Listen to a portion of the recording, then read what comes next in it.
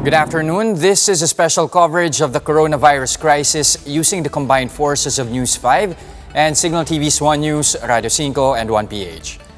An official of the Presidential Anti-Corruption Commission is asking the NBI to investigate Vice President Leni Robredo for her actions which seek to address the COVID-19 pandemic. In a statement, PACC Commissioner Manuelito Luna calls Robredo's efforts illegal solicitations and actions. He adds that these, quote, compete with or calculated to undermine the national government's efforts.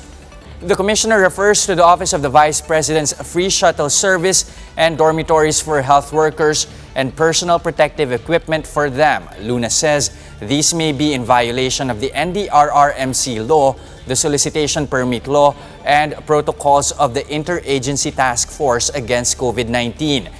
He adds that being a part of the national government, Robredo is barred from competing with the DOH, the DSWD, OCD, and the NDRRMC. Luna also claims that the Vice President is prohibited from soliciting donations from the tax-paying public since funds have already been appropriated for relief assistance, rehabilitation, and the like. Now joining us on the line is a spokesperson of Vice President Leni Robredo, Attorney Barry Gutierrez. Attorney, good afternoon. Great to have you here with us, sir, on the show. Sir, first things first, reaction po ninyo doon sa naging pahayag ng PACC. Actually, I personally found it unbelievable. Parang sobrang wala sa lugar talaga nung sinabi nitong si Commissioner Luna. Sa panahon na ang panawagan ng napakarami sa atin ay magtulungan, mag-ambag ng ating maya-ambag dito sa malaking crisis na humarap sa atin, parang imbes na matuwa pa siya o sumuporta doon sa ginagawa ni VP Leni at ng ibang mga Pilipino para makatulong sa ating mga frontliners at iba pang nangangailangan sa panahon ng crisis, ay ang panawagan pa niya ay investigasyon. Parang sobrang talagang tone deaf, sobrang wala sa lugar. Kaya una inisip ko baka hindi nga totoo eh. Pero yun nga, mukhang totoo ang sinabi nitong si Commissioner Luna. Pero ang nakakatawa, ngayon lang nakita ko na naglabas ng statement yung ibang mga miyembro ng PACC at dinidisown nila. Personal opinion lang daw ito ni Commissioner Luna, hindi daw ito opinion ng PACC. And I suppose that tells you all you need to know about yung quality ng opinion. If even his own colleagues are disowning yung statement and distancing themselves from yung kanyang mga sentimento, well, mukhang malinaw talaga na parang sablay talaga yung sinabi ni Mr. Luna na ito. And as it stands, sir, wala pa ho kayo natatanggap na any formal document coming from the NBI since ang recommendation nga ng PACC is for the NBI to conduct its probe?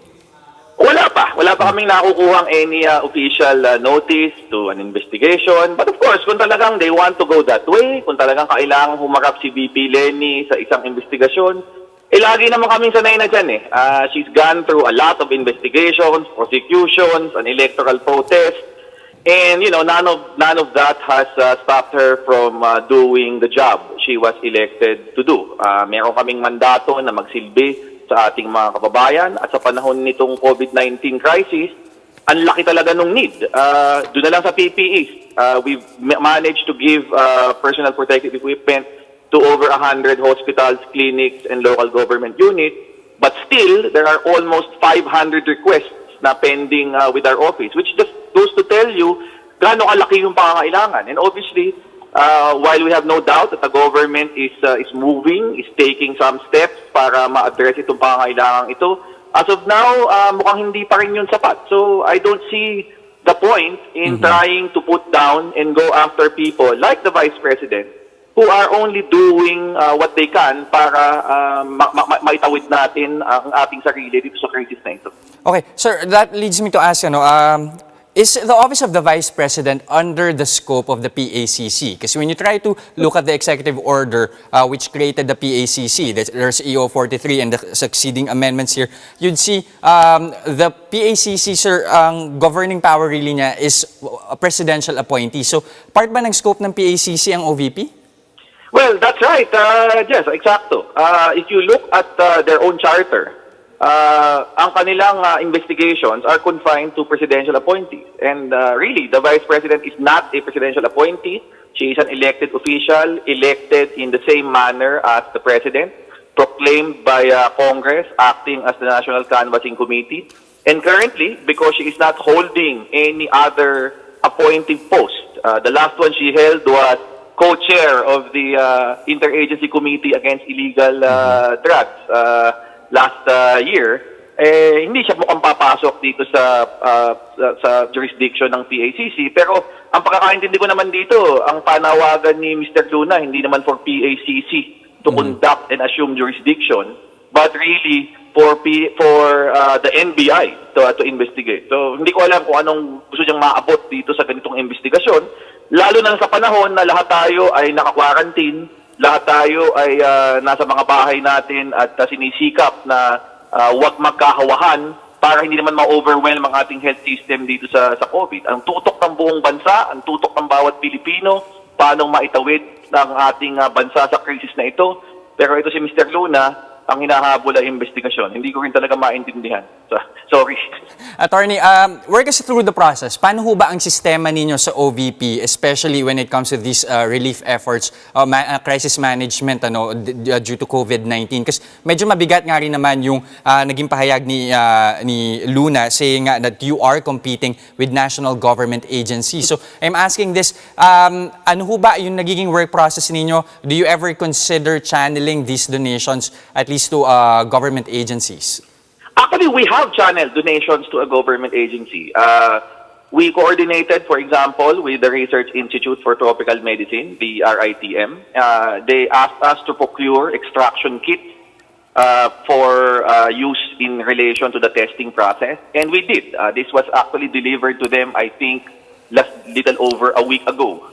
So, merong coordination nangyayari.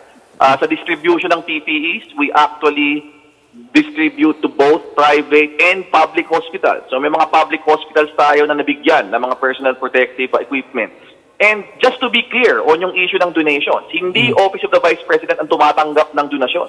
We're very clear with the legal framework na hindi pwedeng tumanggap ang OVP ng donasyon directly from the public.